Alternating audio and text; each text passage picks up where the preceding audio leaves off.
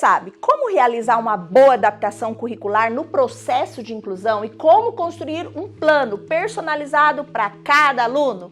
E, ao mesmo tempo, seguir os requisitos básicos da escola e os conteúdos que todas as crianças devem aprender? Olá, eu sou a Mara Duarte da Costa, eu sou a mentora aqui da Rema Neuroeducação e hoje eu tenho o prazer de receber o professor Diogo Munhoz, que é mestre em Ciências da Educação, porque nessa palestra nós vamos explorar como o professor pode realizar uma adaptação curricular para atender às necessidades individuais de cada aluno em sala de aula.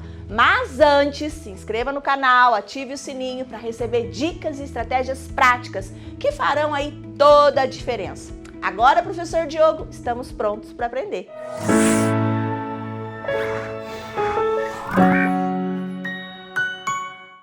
E a gente vai falar hoje, então, de adaptação curricular, né? Deixa eu só organizar aqui o meu slide para a gente conversar certinho. Então, quando a gente fala sobre adaptação curricular, nós não estamos falando de algo que tem uma receitinha, né?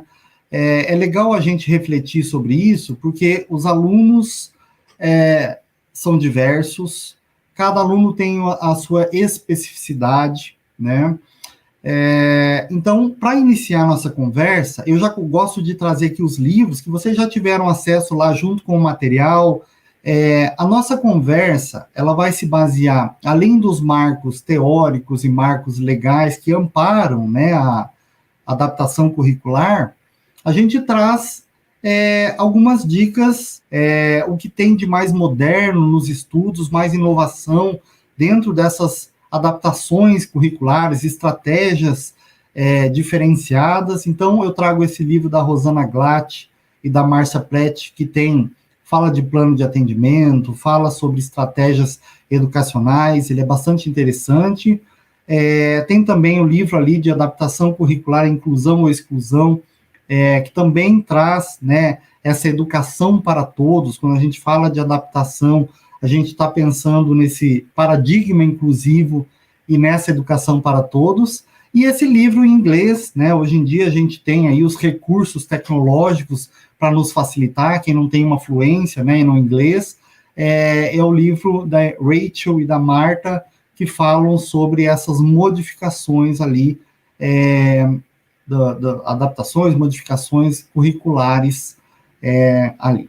Então, eu começo refletindo com vocês o que é essa adaptação curricular, que tem outros nomes, né, como diferenciação curricular, flexibilização curricular. Então, nada mais é do que o direito que esse estudante tem a um recurso diferente, a um acesso diferenciado ao currículo, que esse aluno tem a uma metodologia, a um recurso diferente. Então, a adaptação nada mais é do que uma prática essencial que garante o acesso à educação inclusiva e às necessidades individuais. Então, eu começo aqui mostrando para vocês o que traz, né, qual que é a base legal dessa adaptação curricular que é feita. Então, a primeira nossa grande reflexão aqui é que ali na década de 90, nós tivemos movimentos internacionais para uma educação inclusiva,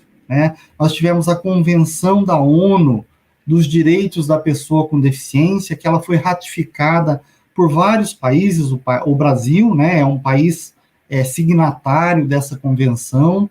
Essa convenção estabeleceu o direito de uma educação pensando em todos os alunos. Todos os alunos vão estar na escola, todos têm direito de acesso, todos têm direito de permanência, todos têm igualdade e oportunidade e acessibilidade para as pessoas com deficiência. Então, a partir do momento que nós tivemos esses movimentos internacionais e todos os alunos na escola, foram criadas políticas públicas para oferecerem estratégias, recursos, possibilidades para dar não só o acesso, mas também a permanência, dar um suporte, dar um apoio, dar um atendimento especializado aos alunos com deficiência, aos alunos com transtorno, alunos com altas habilidades de superdotação.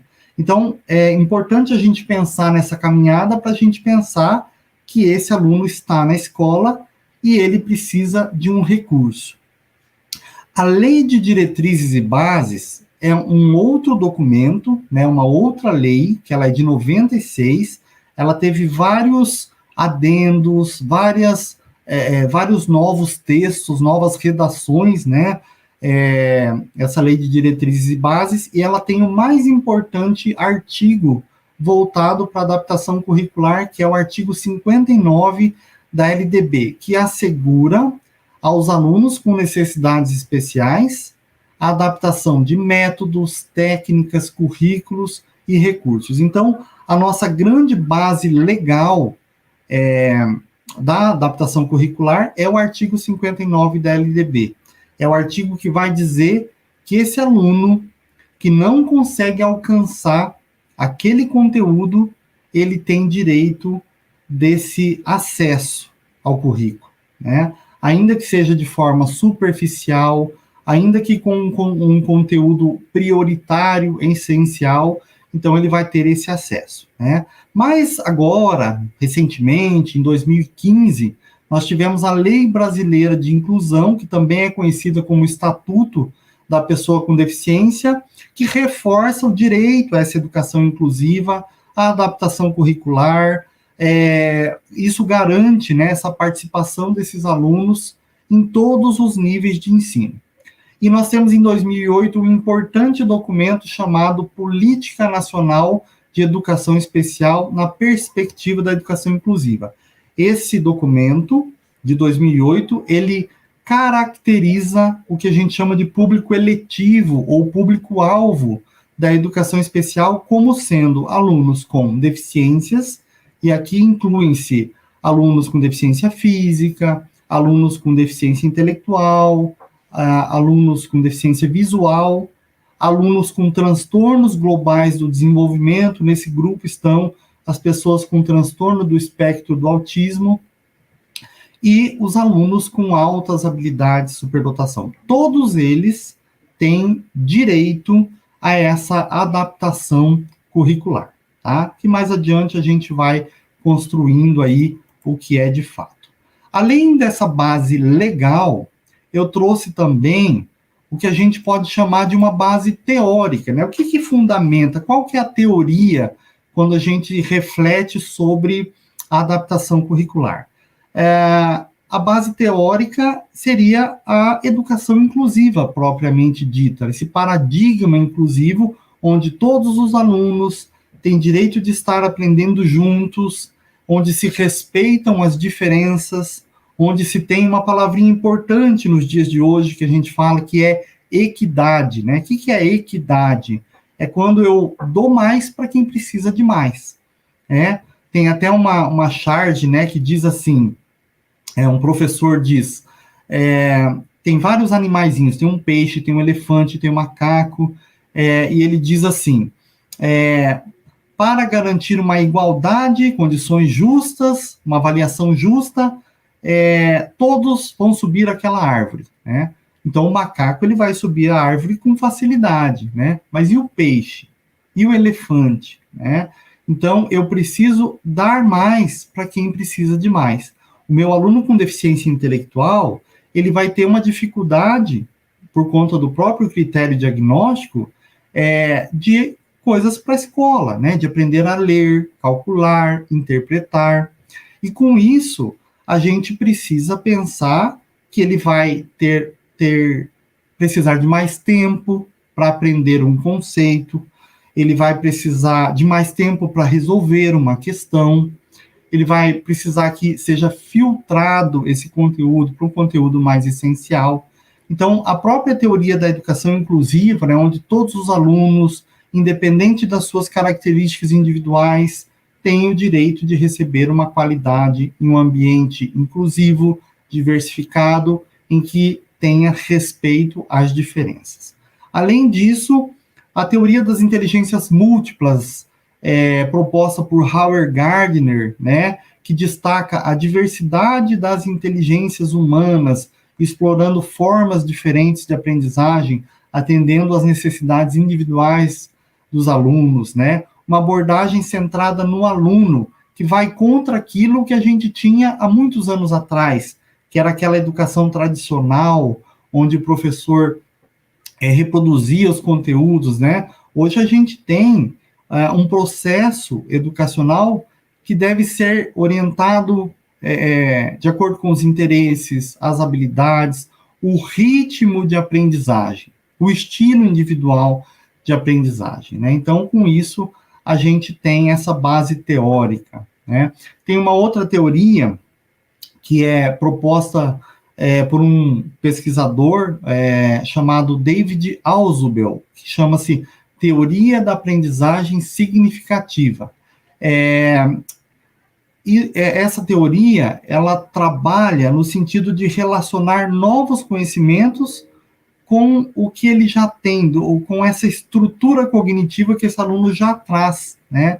Tornando essa aprendizagem mais significativa, mais duradoura, né? Isso vai garantir, né, que essa adaptação ela seja feita a partir do potencial do estudante. Um dos grandes erros que a gente tem, né, quando a gente vai nas escolas, pega os relatórios, né, dos professores que atuam na educação inclusiva, no atendimento educacional especializado, aquele relatório que é um muro de lamentações, né? O aluno não consegue isso, não realiza isso, não é capaz de perceber isso. E isso é totalmente contrário a essa proposta da educação inclusiva, né? A gente precisa pensar no potencial desse estudante. O que ele consegue, até onde ele sabe, para que a gente consiga efetivar essa aprendizagem. Eu não posso aqui, refletindo sobre uma adaptação curricular, sobre uma atividade adaptada, eu não posso oferecer a esse aluno algo tão fácil que não vai estimulá-lo e nem tão difícil que ele não vai conseguir realizar. Então, eu preciso pensar no que esse aluno consegue, no que ele consegue realizar. Então, o atendimento educacional especializado, ele é uma proposta importantíssima nesse processo inclusivo, que ele vai dar suporte à necessidade do aluno. Então, o que a gente oferece para um aluno surdo? Né? Ele tem direito do atendimento educacional especializado, de aprendizagem da língua brasileira de sinais, do intérprete e tradutor de língua brasileira de sinais, né? E o aluno autista, né?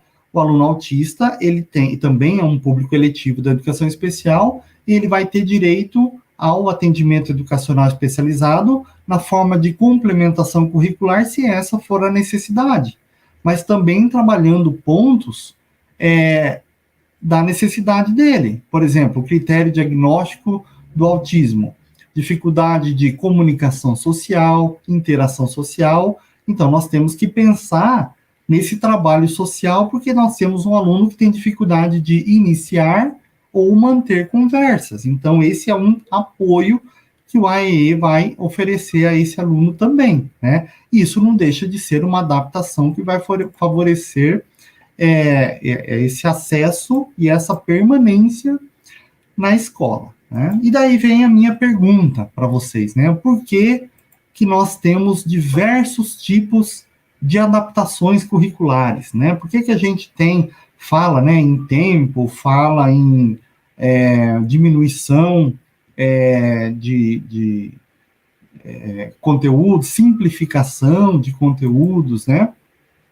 Então, o que responde a essa pergunta é que cada indivíduo é único, né? Nós não temos dois autistas iguais, nós não temos dois alunos que têm deficiência intelectual. Então, o diagnóstico, ele não pode ser norteador da adaptação curricular. O aluno tem que ser o norteador dessa adaptação curricular, né? Cada aluno é único, cada aluno tem a sua necessidade, a sua habilidade, a sua característica individual. Então, o objetivo dessa adaptação é proporcionar a todos os alunos incluindo aqueles que têm necessidades importantes, aqueles que têm uma deficiência mais agravada, né, a oportunidade de participar ativamente da aprendizagem. Não é porque eu vou dar uma aula sobre célula que o meu aluno tem que pintar patinho.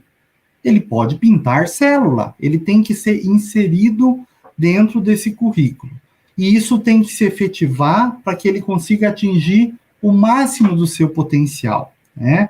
Então, uma das razões, né, para que a gente tenha vários tipos de adaptações curriculares é a variedade de necessidade, né? Diferentes de deficiências, diferentes transtornos, diferentes necessidades, tem requisitos diferentes, requisitos diversos para acessar esse currículo. Então, alguns alunos podem precisar de mais adaptação para acomodar desafios de aprendizagens específicos. Outros alunos podem requerer um suporte só inicial, né? Ou alguns alunos, como é o caso do autista que eu falei, pode precisar de um empurrãozinho para habilidades sociais. Aquele aluno com paralisia cerebral, ele pode precisar de um suporte à comunicação ou um suporte para a área motora. Então, a variedade de necessidade vai ser o ponto de partida e o fio condutor para esse tipo de adaptação, né? Então, as adaptações, elas garantem que todos os alunos possam se envolver em atividades do currículo, em atividades educacionais, independente das suas limitações, né? O currículo, né, da série é muito importante. Eu tenho um aluno que está no 7º ano e ele não é alfabetizado, tá? Então, nós precisamos voltar em conteúdos prévios para que ele diminua esse degrau, essa distância, mas eu preciso também que ele seja inserido nesse currículo. Se o professor está trabalhando célula, é dentro desse conteúdo que nós vamos pensar essa alfabetização. Se o professor está ensinando frações, é dentro desse conteúdo que a gente vai pensar os conteúdos prévios. Depois, um pouquinho, a gente vai exemplificar, nosso material tem alguma coisa bem legal nesse sentido ali, tá? Outro ponto, para a gente responder a pergunta ali dos diversos tipos, né, de adaptações, é o respeito, né? O respeito à diversidade, onde esse aluno tem uma perspectiva única para essa sala de aula, né? Então, essas adaptações vão reconhecer e valorizar essa diversidade, essas diferenças que a gente tem. Então, nenhum aluno é igual. Alguns têm necessidades individuais e precisam de mais. E daí vem esse princípio da equidade, de dar mais a quem precisa de mais. Eu posso dar mais tempo, eu posso facilitar essa prova, né? Tem várias possibilidades. Deixa eu tomar uma aguinha aqui. Já vai secando a garganta, né? O professor vai falando bastante.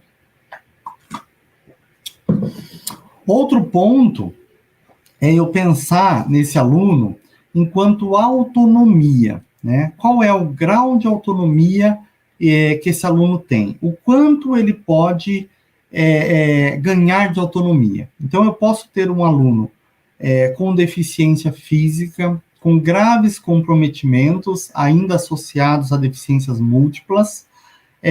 Qual é o grau de autonomia que ele tem hoje e quanto ele pode chegar, né? Então, isso vai capacitar, né, os professores para uma reflexão e tomar decisões, gerenciar o processo de adaptação para que esse aluno consiga gerenciar as suas próprias aprendizagens. O objetivo é chegar nisso, né? Daí a gente vai falando sobre a avaliação, né? Qual é que limite eu tenho para esse percurso de aprendizagem, para essa avaliação, né? Quando que eu vou pensar numa reprovação, né? O meu aluno ele não conseguiu se apropriar desses conteúdos, mas dentro do artigo 59 da LDB, está dizendo que ele tem direito a uma terminalidade específica, né? Então, para a gente fechar essa pergunta, né, por que existem diversos tipos de adaptações, a gente vai pensar nessa criação de metas realísticas, né? Como que a gente cria as metas realistas? As metas realistas a partir de um plano de atendimento educacional especializado, ou plano educacional individualizado, ou plano de atendimento individualizado. Nós temos várias nomenclaturas para esse plano que a gente comumente chama de PEI, né? Então, criação de metas realistas e adaptações que permitem essas metas, né? Eu chamo de metas pivotais.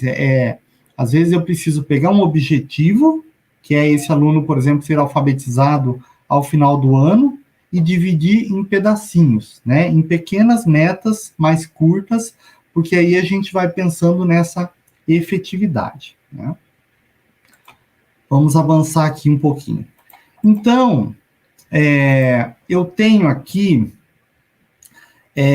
alguns tipos de adaptações, né? A adaptação curricular, ela é uma prática que vai garantir a esses alunos com deficiências, aos alunos com transtornos globais do desenvolvimento, alunos com altas habilidades de superdotação, todos os alunos público eletivo da educação especial, alunos que têm necessidades educacionais especiais, a terem acesso a essa educação mais adequada às suas necessidades, né? Então, por isso que existem vários tipos de adaptações, que vão apoiar esses alunos, vão pensar juntos, a escola vai pensar junto, né? Com a família, com uma equipe multidisciplinar que talvez atenda esse aluno.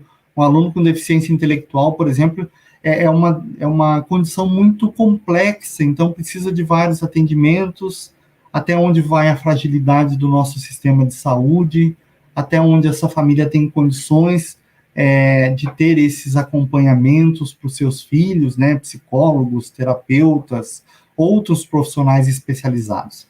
Então, a gente vai começar aqui refletindo sobre as adaptações de conteúdo, né? O que seria, então, essa adaptação de conteúdo, né? Quando eu falo em adaptação de conteúdo, eu posso pensar em simplificar o currículo. Por exemplo, o professor passa um texto completo lá sobre célula, né? O que é essencial? O que é relevante para o meu aluno com deficiência? Para o meu aluno com deficiência intelectual, né? Ou o que ele vai conseguir realizar da atividade se ele não escreve, porque ele tem uma deficiência física, né?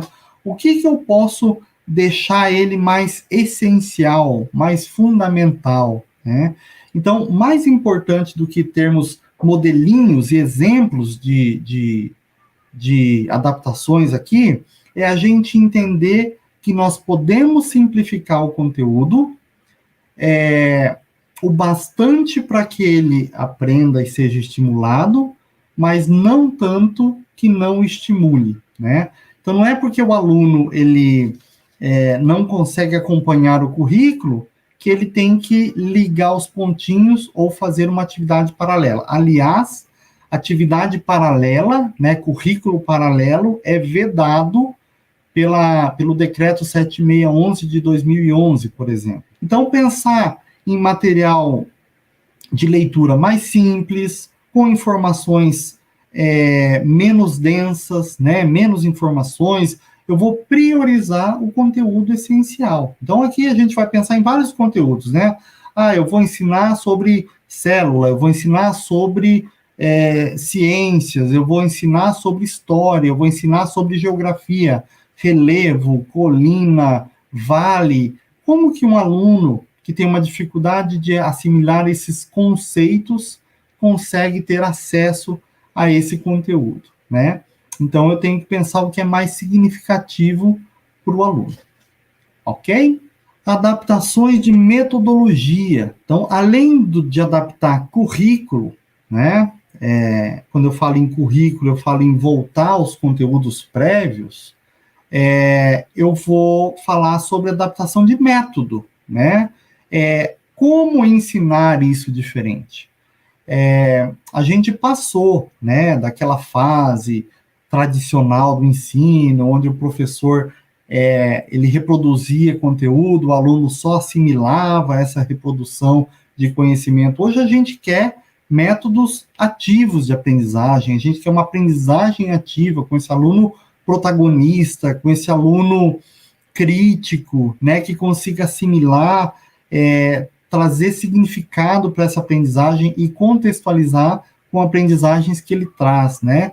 Então, a outra forma de incluir esse aluno é eu trazer métodos diferenciados de ensino, né? Eu vou usar, então, uma tecnologia, mas eu vou usar uma tecnologia com um grupo em pares, ou uma metodologia de uma atividade gamificada. Então, existem métodos de ensinos que eu vou adaptar para incluir esse aluno, né? O que é mais adequado à sua aprendizagem, a seu estilo de aprendizagem. Então, eu posso usar recursos visuais, atividades práticas com materiais concretos, jogos educativos e outras abordagens que vão estimular o interesse e a compreensão desses estudantes, né? Vamos lá, vamos adiante, senão a gente não chega no final, né? E adaptação de avaliação, hein? Aqui é um calo, hein, gente? Aqui é uma das maiores dúvidas que a gente tem. Nós vamos aprovar um estudante com deficiência? Nós vamos aprovar um estudante que não consegue se apropriar desse conteúdo e vai passar de ano, né? Então, o que a gente tem que pensar nesse critério de avaliação? Um dos maiores nomes da educação inclusiva, né, que nós temos no país é a Maria Tereza Egler Mantuan, e ela tem um livrinho que ela fala, né, em vários pontos desse processo inclusivo, e tem uma parte que ela fala bastante interessante isso, que o aluno, o aluno com deficiência, ele tem que caminhar junto com seus pares, né? Não adianta eu reprovar um aluno com deficiência e no ano que vem eu fazer tudo de novo com ele, do mesmo jeito, com a mesma fragilidade que a escola tem. Então é muito mais vantajoso ele passar de ano, ele cumprir esse percurso de aprendizagem com seus pares, onde ele vai aprender ao mesmo tempo que ele vai ensinar os colegas, onde essas diferenças vão sendo respeitadas e a gente vai tentando se efetivar nessa complementação curricular, né? Então, ajustar os critérios de avaliação para que sejam mais realistas em relação a esse potencial dele, a esse nível de habilidade que ele tem, né? Isso pode envolver redução da quantidade de questões, a forma com que eu vou perguntar as questões.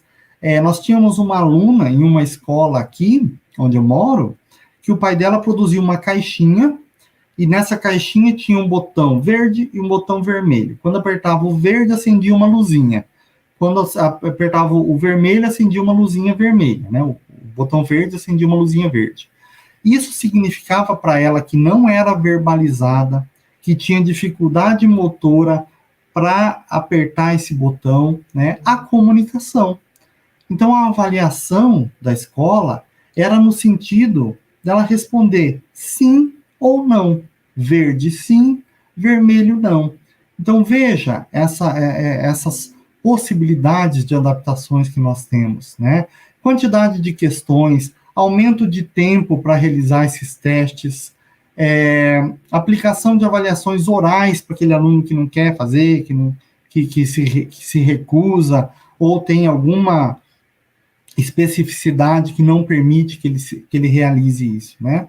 Então, essa adaptação, ela tem que ser pensada, ela tem que ser construída a partir do nível de habilidade, do potencial desse estudante, tá?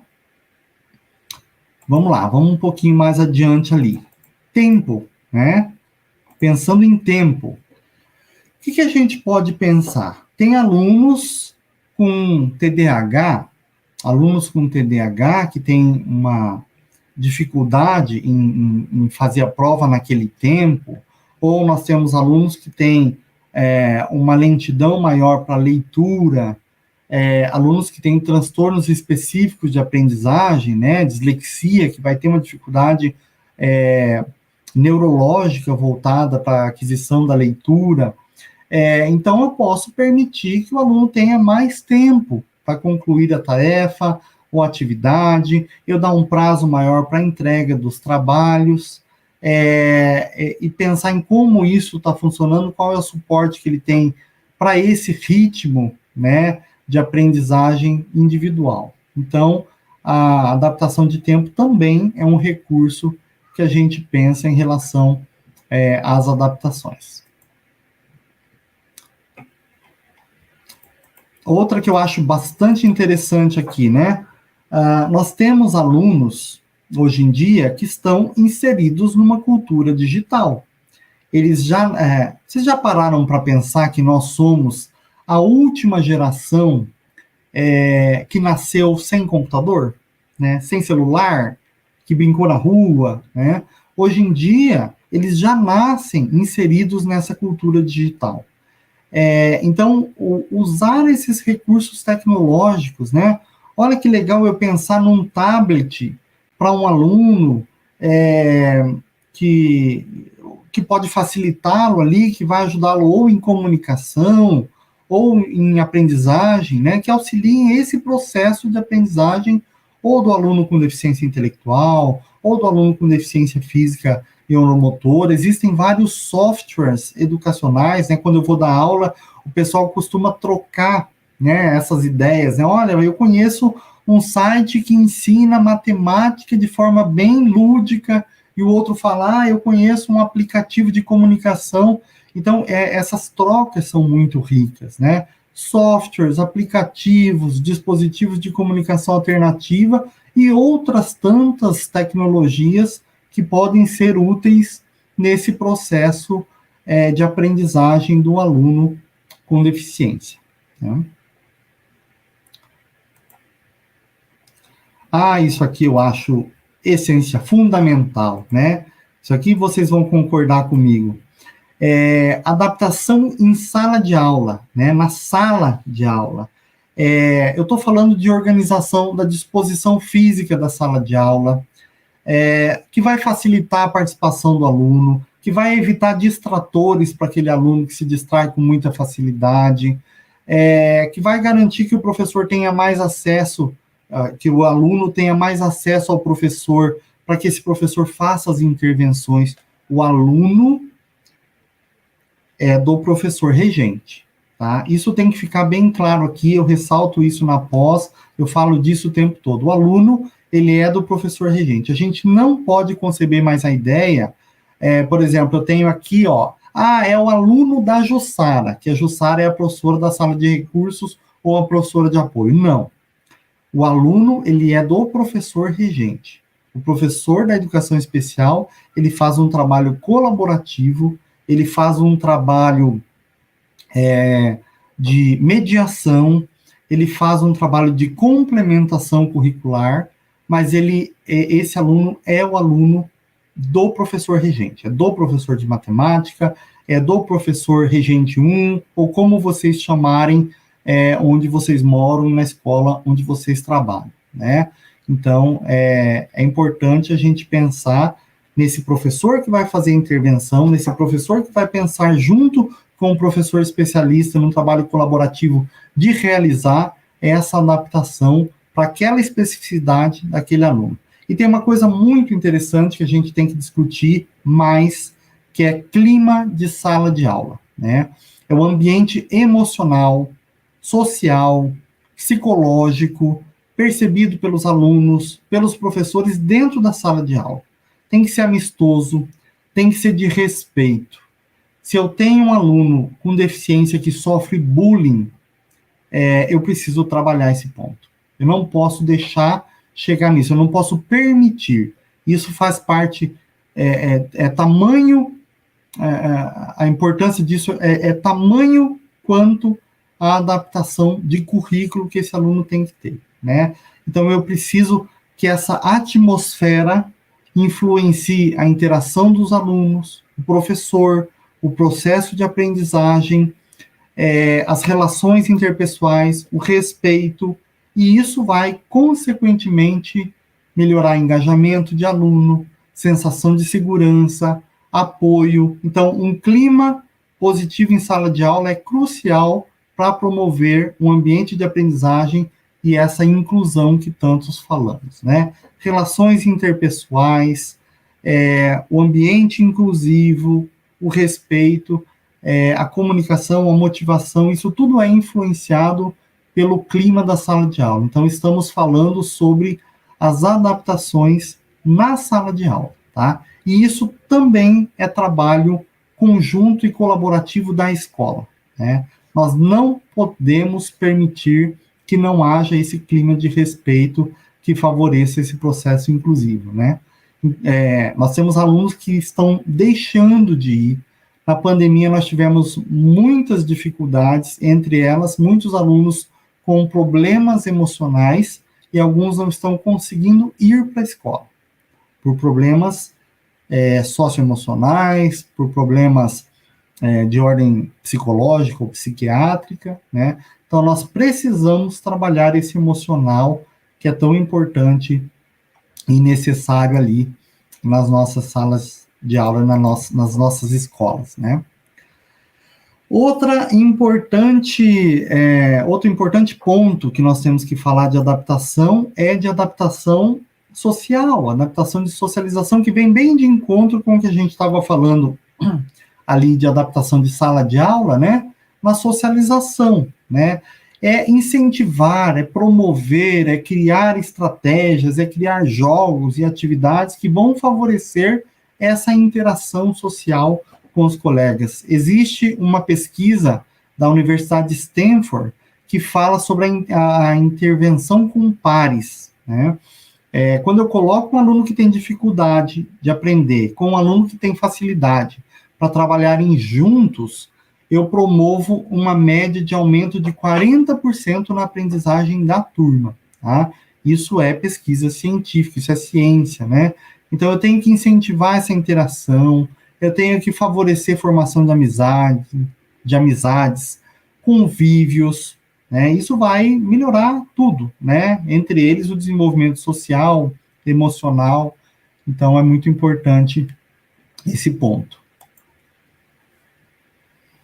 Outro ponto que eu tenho aqui importante é o apoio, né, de profissionais. A gente tem que discutir, é uma fragilidade dos nossos sistemas, né, do sistema de saúde, os profissionais para acompanharem esses alunos, né? Tem aluno que vai para uma fila de uma consulta com o neuropediatra e está meses, né, a se conseguir essas consultas. Mas é importantíssimo a gente refletir sobre esse apoio dos profissionais. Se esse aluno tem um atendimento com um terapeuta, com um fono, a escola precisa estar em contato. O professor do atendimento educacional especializado, ele precisa fazer essa articulação para favorecer, para que seja mais efetiva a aprendizagem desse estudante dentro dessa especificidade desse estudante, né? Oferecer um suporte individualizado para ele. Envolver a família, né? Eu estou falando do planejamento colaborativo ali, da família, do professor do AE, de toda a comunidade escolar, para que a gente se alinhe a essas estratégias. Agora, gente, eu trouxe aqui, né, alguns exemplos, né, que a gente já vai se encaminhar para o fim da nossa conversa aqui, ali, alguns minutinhos finais, né, e pensar que essas adaptações, elas têm que estar flexíveis, e passíveis de ajustes, né? Eu costumo dizer que o plano educacional, o PEI, né, o Plano Educacional Individualizado, ele tem que estar à mão do professor. Ele tem que estar embaixo do braço para que ele realimente isso. Um aluno, ele pode contar até 5 essa semana e aprender a contar até 10 na semana que vem e o professor não perceber. Então, a gente precisa acompanhar isso e ir realimentando esse plano para que seja mais efetiva essa adaptação que ele precise. Lembra, ele não pode ter uma atividade que seja tão difícil que ele não consiga fazer e nem tão fácil que ele não se sinta desafiado, né? Então, conforme as necessidades evoluam, então, nós conseguimos falar sobre adaptação, refletir sobre adaptação, modelar adaptações e também refletir e realizar e modelar sobre o plano de atendimento. Eu trouxe aqui para vocês algumas ideias, né, só para a gente não ficar sem exemplos e sem uma reflexão a partir dos exemplos, né? Olha que legal aqui. Eu trouxe para vocês um currículo, tá? Baseado, né, na nossa Base Nacional Comum Curricular, mas eu trouxe aqui só para facilitar um quadro do referencial curricular do Paraná. Então, a partir da Base Nacional Comum Curricular, todos os estados tiveram seus próprios referenciais curriculares. E aqui eu tenho uma aula de ciências do 4º ano. Não. Perdão. Eu coloquei a matemática do 3º ano, né? E essa atividade de matemática do 3º ano, ela tem ali o objetivo de classificar e comparar figuras planas. Que tá pequenininho ali, tá, gente? Eu vou ler para vocês aqui, ó. Então, aqui tá o objetivo de aprendizagem ali, e o conhecimento prévio, para o aluno conseguir classificar e comparar figuras planas, ele precisa identificar e nomear essas figuras planas. Então, eu vou oferecer a ele atividades, né, que vão ser prévias à classificação. Identificar e nomear figuras de várias formas, né? Na forma de categorizar essas figuras planas, de pintar, de posicionar, de parear, né? Outra ideia aqui, como que eu faço uma adaptação de um conteúdo complexo, por exemplo, o plano cartesiano, funções, né? O meu aluno que tem lá uma deficiência intelectual importante, que não vai conseguir chegar naquele conteúdo lá das funções, eu posso pedir para ele nomear, né, colocar os números ali na reta, posicionar esses números. Então, ele coloca ali, ó, tem o 0, 1, tem uma bolinha vermelha, ele vai colocar o 2, né? Ou então, números positivos, números negativos, e ele vai ali posicionando os números. É uma forma de adaptar e inseri-lo nesse currículo, né? Nós estamos falando sobre inserir o aluno ali no currículo. Lembra que eu falei lá do conteúdo de ciências, lá do 2º ano, né? O objetivo de aprendizagem é identificar as principais partes de uma planta, né? Raiz, caule, folhas, flores. Então, eu preciso levar o meu aluno lá para a árvore, para pegar na árvore, para ver a árvore, para ver a raiz, para ver o que é uma raiz, eu pegar uma raiz e mostrar para ele, porque ele precisa do concreto, né? Ele precisa de mais. Então, eu não posso fazer suposições de que meu aluno não aprende, né? Eu preciso saber onde está o potencial dele. A gente tem que confrontar barreiras discriminatórias, por exemplo, de falas como essa, né? Aquele aluno não aprende, né? Não, ele aprende. Ele tem o potencial dele. Eu preciso saber onde está o potencial para, a partir dali, direcionar. Pensar na linguagem que você fala, né? Se não tem palavras difíceis, vocabulário difícil que ele não vai entender também. Eu preciso pensar se ele está entendendo o que eu estou falando, se a atenção dele está voltada para mim, se ele está na frente, né? Eu preciso de estratégias para que ele consiga ter atenção, ter uma comunicação a essa informação, né? E também o plano, né, gente? Monitorar continuamente. Lembra do plano estar à mão, né? Não submeter esse estudante a situações que ele vai ter muita dificuldade. Eu não vou fazer ele ler em voz alta para os demais estudantes, se ele não sabe ler direito, né? Não constrangê-lo. Esteja atento também às antecipações de crise, né? Se é aquele aluno que tem uma possibilidade de se desregular, então a gente precisa dessas antecipações, desse manejo. Olha outra ideia lá, que legal, ó. Eu tenho aqui um conteúdo de língua portuguesa onde eu vou fazer um ditado. Então, se o meu aluno não sabe escrever, eu preciso de um conhecimento prévio ali para ele fazer o ditado, que é o conhecimento do alfabeto. Então, para inseri-lo no currículo, eu vou voltar para o conhecimento do alfabeto. Se ele não conhece o alfabeto, eu vou voltar e começar nas vogais. Tá vendo que eu vou voltando nos conteúdos prévios, né? Olha lá outro exemplo na matemática, que legal, ó. Eu tenho lá uma atividade de comparar e ordenar os números naturais até a ordem de centenas. Mas e se ele não sabe, se ele não vai conseguir comparar, se ele não vai conseguir parear, porque ele não sabe até o número das centenas? Então, eu volto no conteúdo prévio e vou criar estratégias para ensiná-lo a contar até 100. E se ele não conseguir? Então, eu volto em estratégias para ensiná-lo a contar até 10. Então, a gente sempre vai voltando nos conteúdos prévios. Aqui, só para finalizar, a gente fala desenho universal para aprendizagem, né, onde eu vou favorecer a aprendizagem de todos.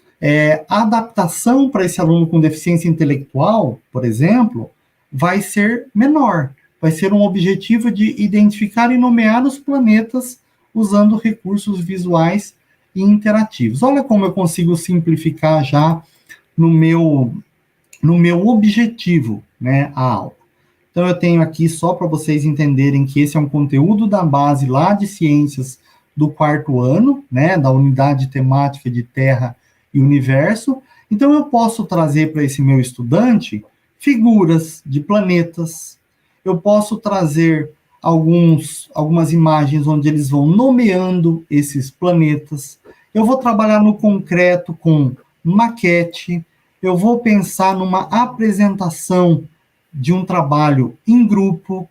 Olha como eu vou fortalecendo essa aprendizagem, como a gente vai aprofundando. Eu vou trazendo imagens reais de planetas, eu vou trazer vídeos sobre os planetas, eu vou usar tecnologia e trazer recursos de realidade aumentada, eu vou para a gamificação e trazer jogos sobre os planetas e outras atividades que vão sendo de conteúdo prévio, por exemplo, como matemática, aqui, ó, onde ele vai enumerar, mas tudo dentro desse currículo. Eu inseri esse aluno nesse currículo dos planetas, né? E posso colocar atividades diversas e fáceis. Olha esse aqui, por exemplo, ligar planetas, né? Eu inseri esse aluno, né? Só para finalizar, se eu quero ensinar inglês para o Joãozinho, eu preciso saber sobre inglês e sobre o Joãozinho, tá? Então, eu preciso pensar nesse aluno a partir das suas necessidades.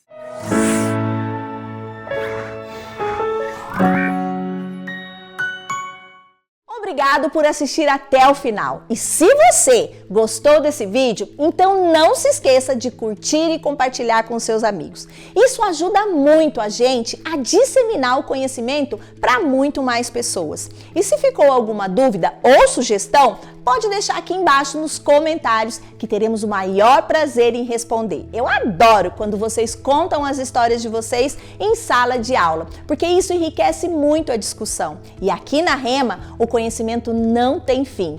Quer saber mais? Clique aqui no vídeo que está aparecendo na sua tela para aprender ainda mais. Até a próxima!